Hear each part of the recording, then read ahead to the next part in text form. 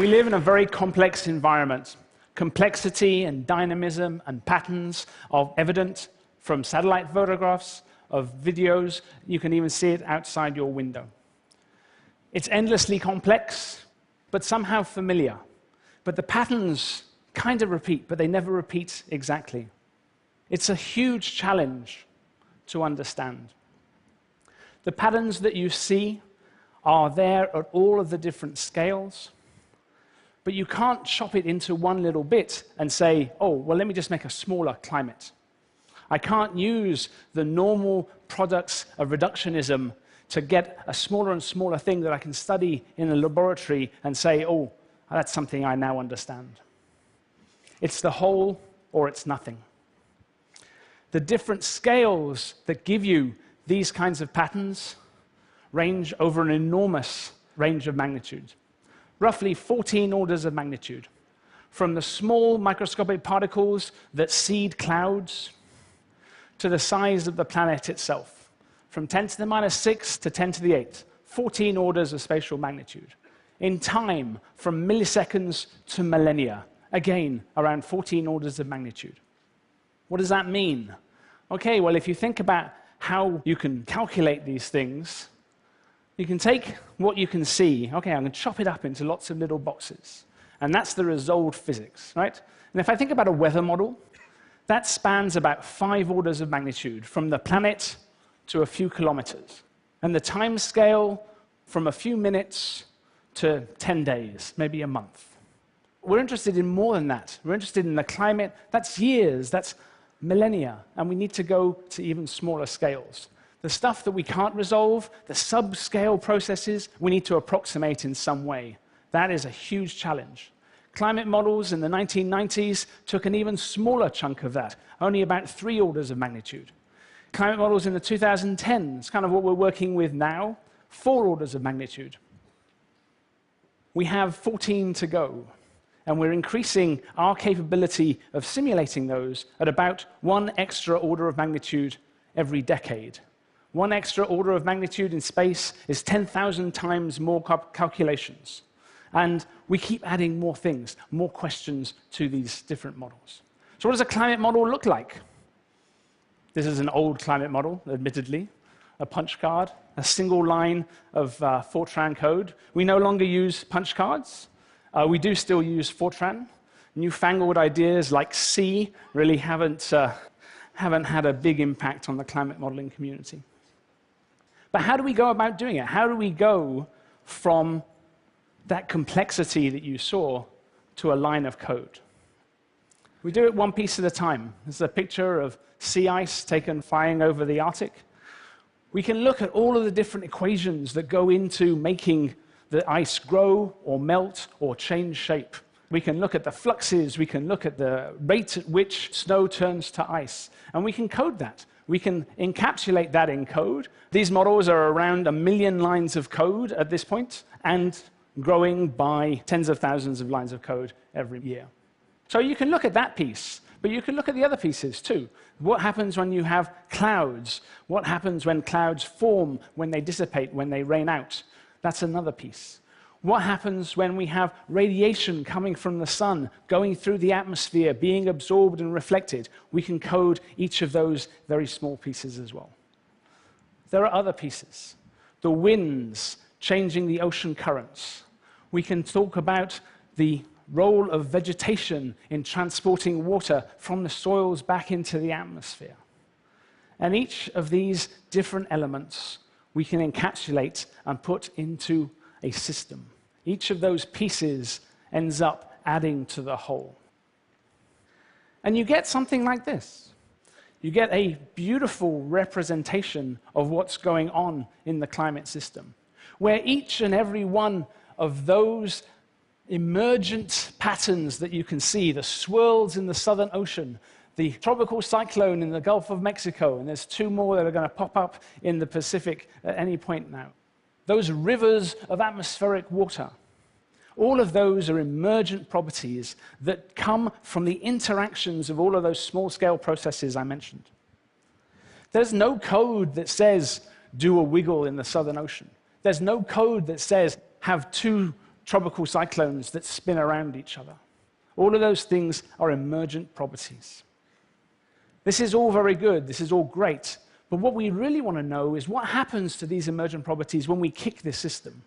When something changes, what happens to those properties? And there's lots of different ways to kick the system.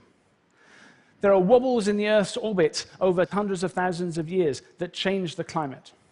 There are changes in the solar cycles every 11 years and longer that change the climate. Big volcanoes go off and change the climate.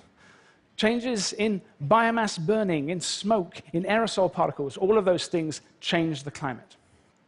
The ozone hole changed the climate. Deforestation changes the climate by changing the surface properties and how water is evaporated and moved around in the system. Contrails change the climate by creating clouds where there were none before. And of course, greenhouse gases change the system. Each of these different kicks provides us with a target to evaluate whether we understand something about this system. So we can go to look at what model skill is. Now, I use the word skill advisedly. Models are not right or wrong. They're always wrong. They're always approximations. The question you have to ask is whether a model tells you more information than you would have had otherwise. If it does, it's skillful. This is the impact of the ozone hole on sea level pressure, so low pressure, high pressures around the southern oceans, around Antarctica. This is observed data. This is modeled data. There's a good match because we understand the physics that controls the temperatures in the stratosphere and what that does to the winds around the southern oceans. We can look at other examples. The eruption of Mount Pinatubo in 1991 put an enormous amount of aerosol, small particles, into the stratosphere. That changed the radiation balance of the whole planet. There was less energy coming in than there was before. So that cooled the planet. And those red lines and those green lines, those are the differences between what we expected and what actually happened. The models are skillful, not just in the global mean, but also in the regional patterns. I could go through a dozen more examples. The skill associated with solar cycles, changing the ozone in the stratosphere. Skill associated with orbital changes over 6,000 years. We can look at that too, and the models are skillful. The models are skillful in response to the ice sheets 20,000 years ago. The models are skillful when it comes to the 20th century trends over the decades. Models are successful at modeling lake outbursts into the North Atlantic 8,000 years ago, and we can get a good match to the data.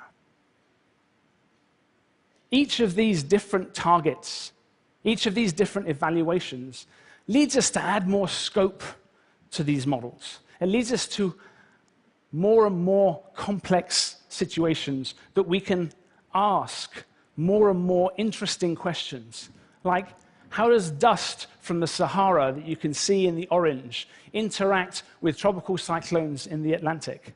How do organic aerosols from biomass burning, which you can see in the red dots, intersect with clouds and rainfall patterns? How do pollution, which you can see in the white wisps of sulfate pollution in Europe, how does that affect the temperatures at the surface and the sunlight that you get at the surface?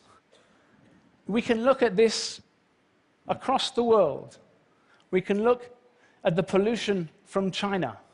We can look at the impacts of storms on sea salt particles in the atmosphere.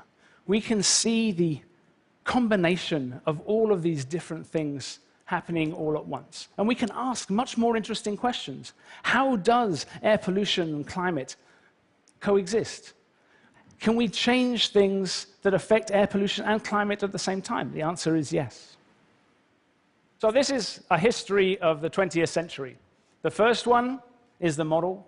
The weather is a little bit different to what actually happened. The second one are the observations.